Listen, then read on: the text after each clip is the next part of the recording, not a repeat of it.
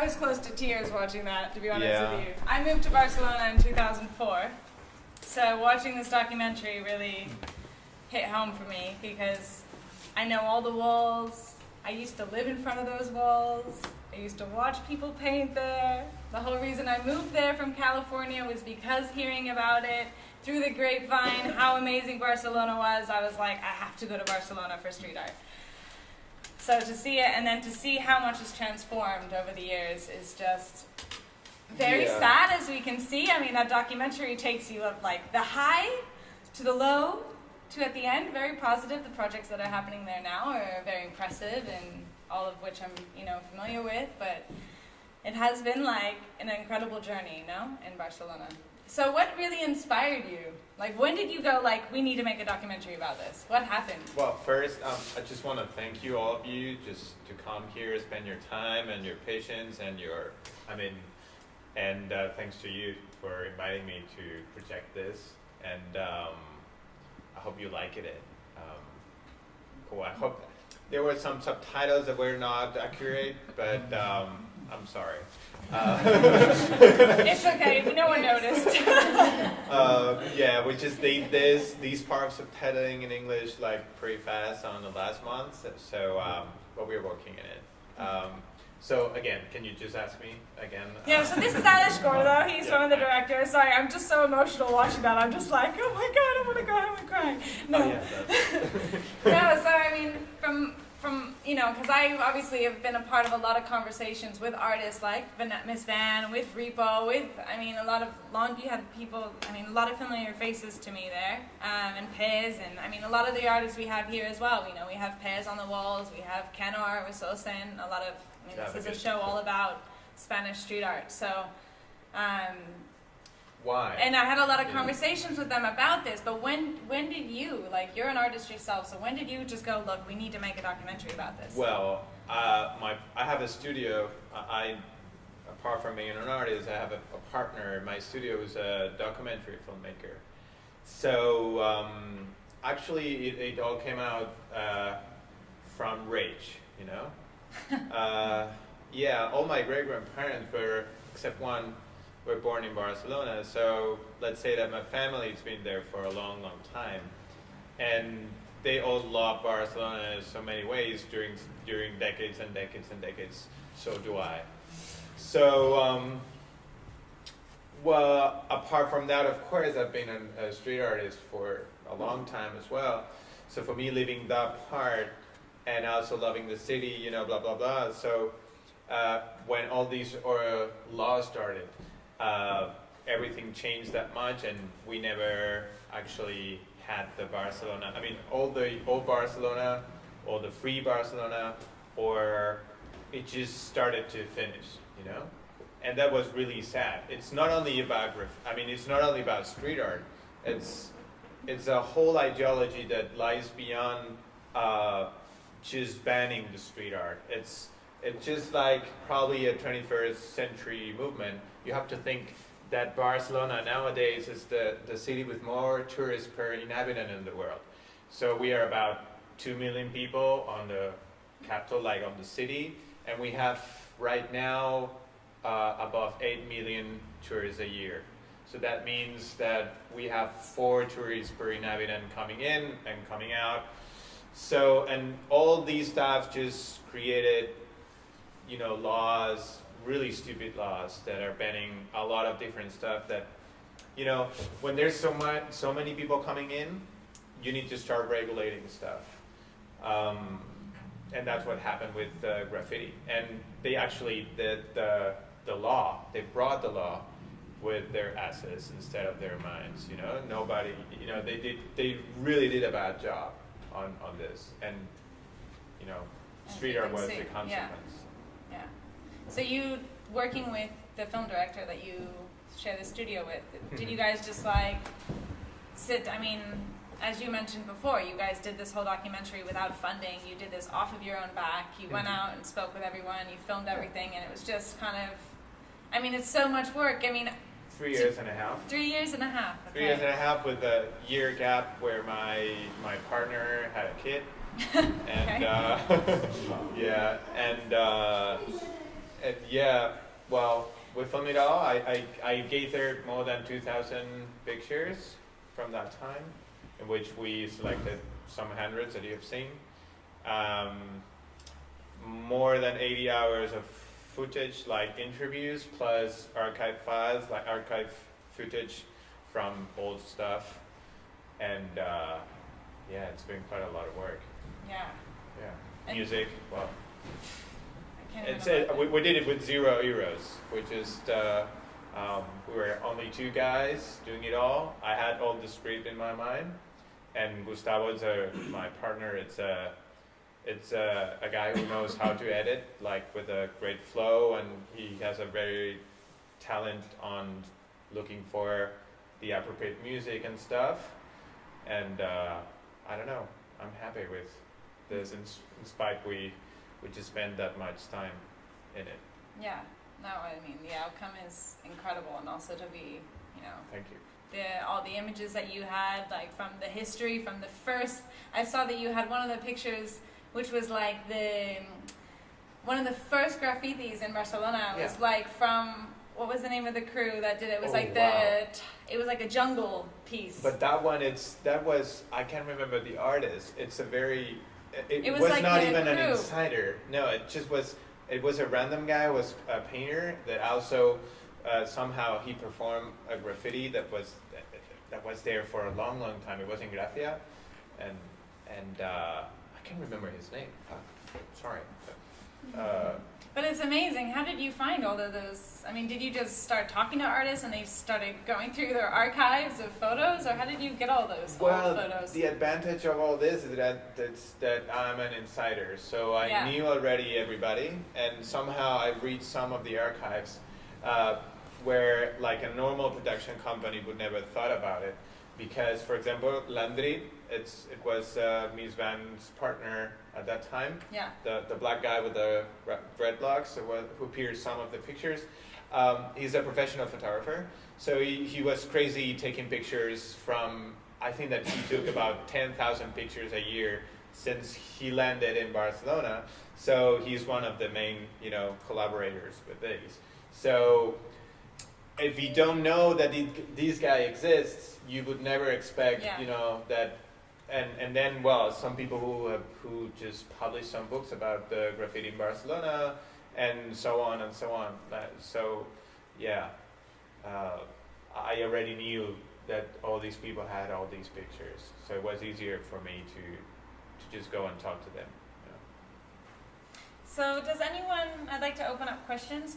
Does anyone have any questions for Aleix about the documentary or the history in Barcelona, or nothing?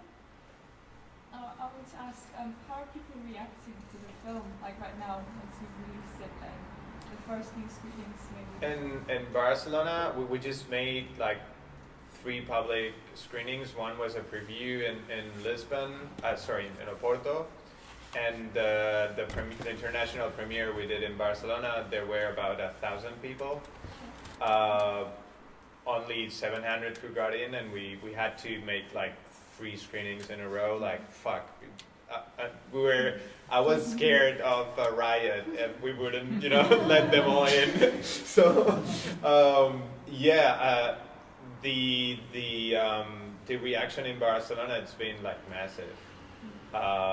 We were in all newspapers. We've been in the TV, and I never expected such But it's attention. more from the kind of artistic side of the public. What are the official, talks that people are The city government's in. Yeah. It's a good question. Well, we're gonna send it to the mayor. I know mayors. How do you say? The son of his brother. So nephew. I know the mayor's nephew personally, and he will send it to him. Who the fuck knows if if something's gonna change. Fortunately, at least this is the proof that there is a major interest about street art in the city. And actually, among all those 1,000 people who were on the premiere, we're not only artists, we're like normal people, random people, you know, fans or stuff, but there were also like a lot more people. So that means that it's a subject that it's, you know, you probably know. So the city government's not going to go back though. They're not going to go back to that kind of original, totally free and unregulated kind of thing. So what do they do from here that makes it suck less? I mean, what you have seen, it's a historical conjunction. You know, it was a lot of factors made this possible, and it's not gonna happen again like that. What it would happen, it's something in the middle, which is probably what you have now here in London, which is some areas that are, you know, open to paint more or less freely. You know, you just go and ask permission and say, oh, is it, yeah, may I paint here? Yeah, more or less, you know. That could happen if they somehow change the law who criminalizes the spray painting, you know, using the spray on the street. And also giving like free walls, free spaces for people to paint, which is actually, it started happening right now, but it's also like private initiatives. So it's not like free walls. It's not like in a park, you got a wall, you go there, you paint whatever you want. No, you just need to go a website, then load a permit, and then with that permit you need to print it. Then there's some more people scheduled on the same wall, so it's kind of a little of a mess, and actually I don't like it, but it should be like free walls everywhere. Does anyone have any other question? I have a lot of questions. I can sit here all night.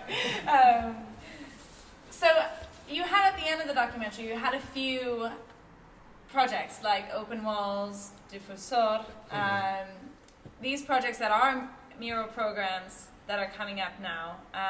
Open Walls is a 2-day conference in Barcelona that happens, they had one in 2011, I believe it was, and the last one was just late last year, where they actually had speakers from all over the world speaking about mural programs, like the guy that you saw speaking from Philadelphia about the mural program. He was there. There was also a girl from Living Walls Project in America who came over. There was Teresa, who was running the Poland Urban Forms Project, which is a huge project in Poland, which has absolutely transformed Poland. But this is a project that originated in Barcelona. Sadly, there was about 25 people there every day to watch this conference. I mean, if this conference happened in London, I can guarantee there'd be hundreds of people there because it's such an interesting subject, right? But for me, watching that, I was so inspired to see Open Walls as like a project in Barcelona where they had dedicated murals. They had worked with, they had the Catalonia government logo on their flyer. They were working with the government to find those murals. They did this 2-day conference. It was incredible. But this is a very, very small project that didn't have much publicity. Even in Barcelona, I was surprised not more people knew about it. But do you see that more projects are happening like that in Barcelona? Is there more involvement of people kind of being like, all right, we need to start our own projects. We need to go the legal route. We need to work with the government. What is happening in that area? It's actually a lot of stuff that it's starting to go on in the city. And some individual projects like this from Open Walls, like private, that has some support from the government. Actually, the logo from the government was because they were attached to the CCCB, that is a public museum. Well, kind of, but really, there's no support from the mayor right now. So everything that's going on, it's just like they trying to trick the mayor and the Institute of Landscaping. The guy was talking, they were like the former mayor and the president of the landscape institution, or whatever you call it, and urban landscape, exactly. Yeah. Urban landscape, it's very, very specific. You cannot paint your shutters outside the Pantone that Barcelona has for shutters. And so on and so on. So like painting murals outside, it's totally banned for them. Like ideologically, for them, that kind of thing cannot happen in Barcelona. So all these projects that are going on now are trying to treat all these fake, boring, and really, really, really, heavy institutions that try to preserve what they think Barcelona should be. For example, they will try to start like big murals in the downtown Barcelona. There have been like one footage about Six's mural in Raval. Mm-hmm. That is the first one that popped out from say a private initiative, and there will be more like that in the downtown. But they took it like 3 years of negotiations with the district mayor, which is a lot. Like, they have the money to paint it. They have all the community of the two buildings that could see the wall. They had all the architect project. They have absolutely everything, and they took 3 years for them to accept. And not only that, the wall was related to Miró, which is like this super well-known Catalan painter. So they were pleased to merge that with a contemporary artist.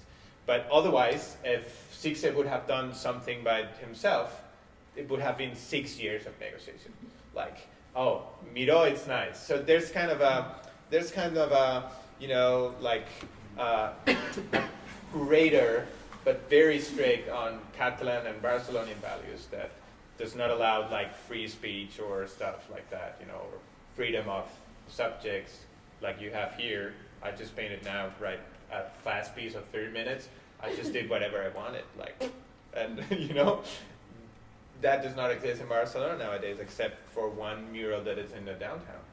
So, when you go to Barcelona today, it's not like every wall is grey, right? If you go to Borne or Raval or Poble Sec or even Poblenou, you still see graffiti on the street. There are still alleyways that have, some alleyways I guess people just don't care about so much, and they let them go, but are the fines still in place? Are they still inflicting these heavy fines as they did in 2006, or has it calmed down a bit, or? No, it's exactly the same.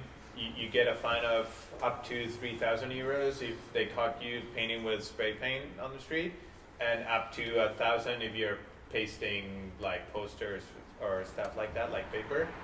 But you can see now, and of course there is street art and graffiti, but it's only on shutters and doors, because all the facades in the downtown are property of the mayor, and they have probably the most efficient cleaning teams in the world. I mean, there's actually maybe nobody just paid attention about this, but all the old walls in the city, in the downtown city, they have code bars.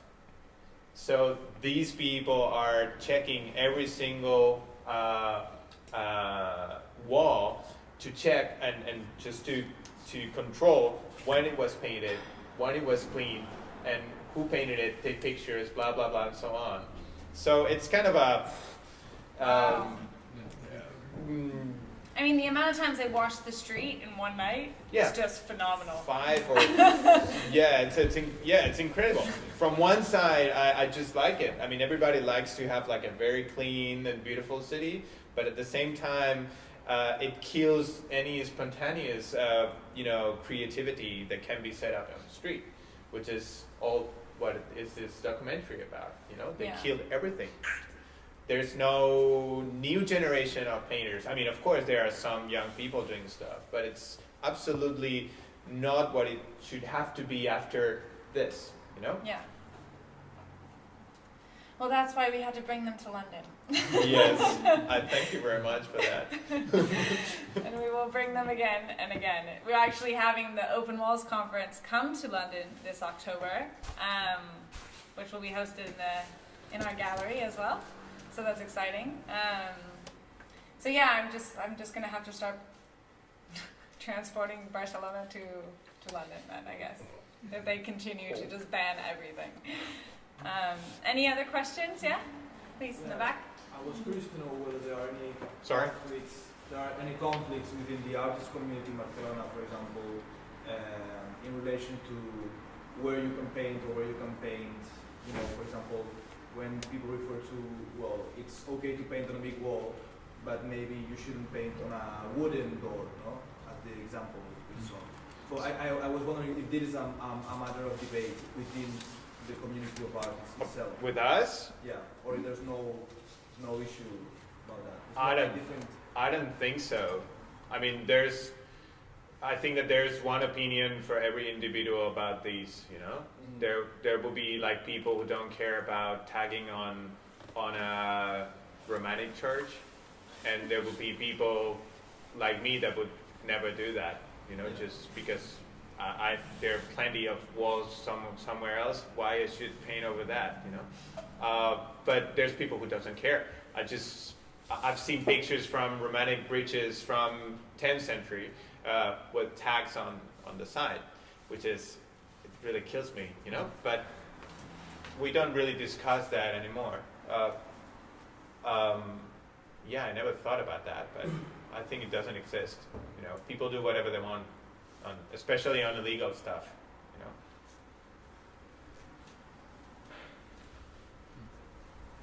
Well, again, thank you everyone for coming. I really appreciate you guys coming to our first film screening in Mya Gallery. I apologize that this isn't a cinema, this is an art gallery, but we're making the best we can. We also do a lot of conferences here, artist talks. This exhibition is running until about the 10th of April. It's an exhibition of 12 artists from Spain called Kaleidoscope.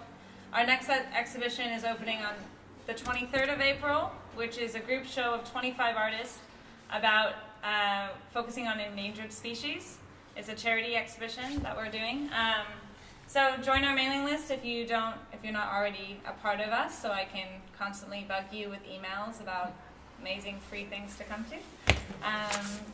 And thank you so much, Aleix, for coming from Barcelona to present to us this small group of people that are so privileged to see this in London and doing Thanks a to talk you. with us. It's really such an honor and a pleasure to be able to present this documentary Thank you. alongside our exhibition.